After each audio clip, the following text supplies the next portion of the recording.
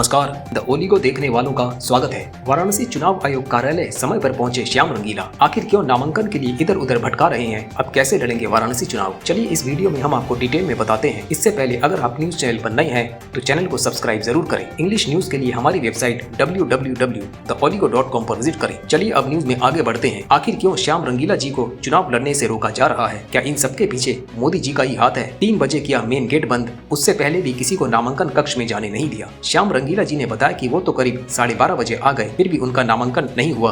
इतना दुख खुद के लिए नहीं, उनके लिए है जो सुबह से करीब 8 बजे से लाइन में खड़े हैं, मगर फिर भी उनका नामांकन नहीं लिया। परेशानियों के बाद भी बहुत आप फिर बाहर निकले, मैं तो फिर भी कम परेशानियों में हूँ। मैं तो 12:30 बजे 1 बजे गया था वहाँ पे। मैंने तो उनको रोते हुए देखा, जो सुबह 8 बजे वहाँ पे लाइन में लगे तो उनको रोते हुए देखा हमने। श्याम रंगीला जी ने मीडिया से बात करते वक्त यह कहा कि अगर यह नामांकन हुआ तो ये हमारी जीत हो, मगर यह नामांकन दर्ज होने ही नहीं दिया जा रहा। श्याम रंगीला जी का कहना है, मुझे मोदी जी के झूठे वोटर से कोई लेन देन नहीं, जो मेरा समर्थक होगा वो मेरे पास आ ही जाएगा। नामांकन कक्ष के बाहर काफी लोगों का रोष देखने को मिला। हर कोई भूखा प्यासा अपने नामांकन के लिए रोष जताता रहा है, तो कोई प्यार से बात कर रहा है, लेकिन किसी का कोई समाधान नहीं हो रहा। इन सब बातों का तो एक ही हल है कि मोदी जी चाहते ही नहीं कि कोई उनकी टक्कर में आए और उनको मात दे। मोदी जी तो अपने पावर के दम पर तो ऐसे किसी को नामांकन के लिए खड़ा नहीं होने देंगे। जब कोई खड़ा होगा नहीं तो मोदी जी ऐसे ही जीत जाएंगे। हर कोई प्रस्तावक के साथ मौजूद है, मगर नामांकन मिल पाना मुश्किल हो गया है। नामांकन के लिए लोग 2-3 दिन से बस धक्के ही खा रहे हैं। नामांकन दर्ज तो दूर, डीएम ऑफिस में बस लोगों को इग्नोर किया जा रहा है। श्याम रंगीला की बस एक ही गुजारिश है कि आंखें बंद ना करे, इस लोकतंत्र का गला ना घोटे, जिससे कि लोकतंत्र का निशान ही मिट जाए। कोई दिमाग खराब है किसी का जो अंदर खड़े हुए बिना प्रस्तावकों के? तो मैं ये कह रहा हूँ, आप किसी भी पार्टी से हो, आप किसी के भी समर्थक हो, आप आंखें खोलिए, आप देखिए यार लोकतंत्र की हत्या हो रही है, वो देखिए आप प्लीज।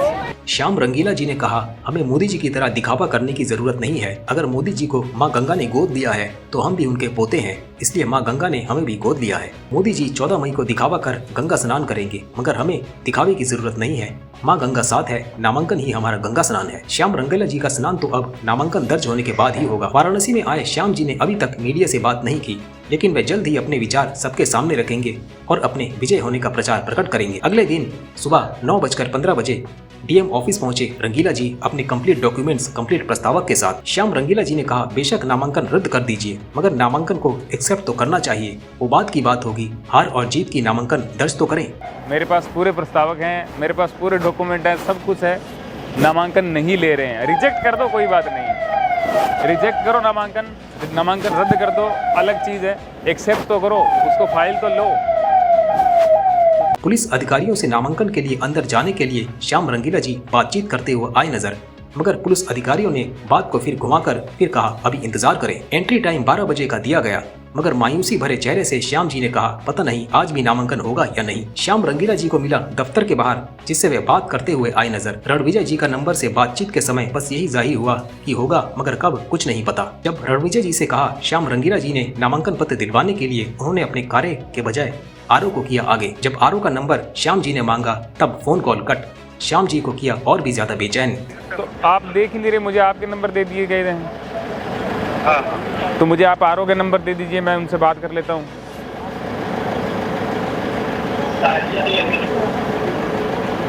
काट दिया गया है।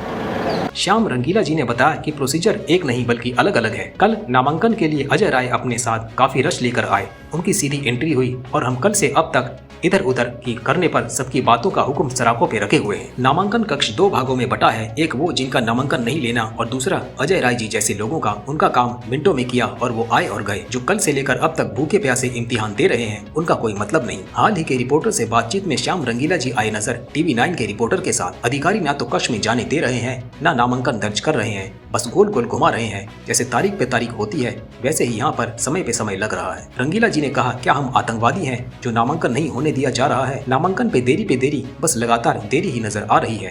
2 घंटे आखिरी दिन है, सब कुछ है। आज हमारी उम्मीद थी वो टूटती हुई हमें दिख रही है। इतने सारे प्रत्याशी है, क्या ये पागल है?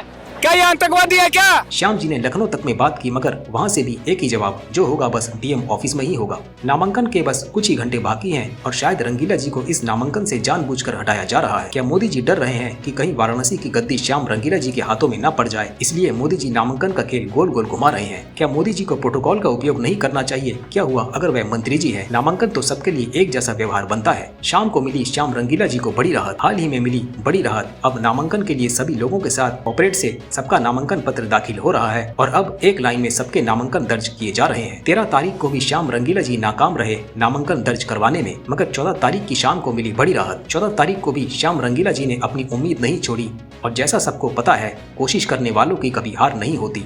तो अब श्याम रंगीला जी वाराणसी में चुनाव लड़ेंगे और मोदी जी के सामने डटकर मुकाबला करेंगे। वाराणसी से अब की बार श्याम रंगीला जी होंगे। देखते हैं क्या मोड़ आएगा 2024 के चुनाव में। आज के लिए इतना ही। द ओलिगो देखने वालों का धन्यवाद। ताज़ा जानकारी के लिए जुड़े रहें द ओलिगो के साथ। जय हिंद।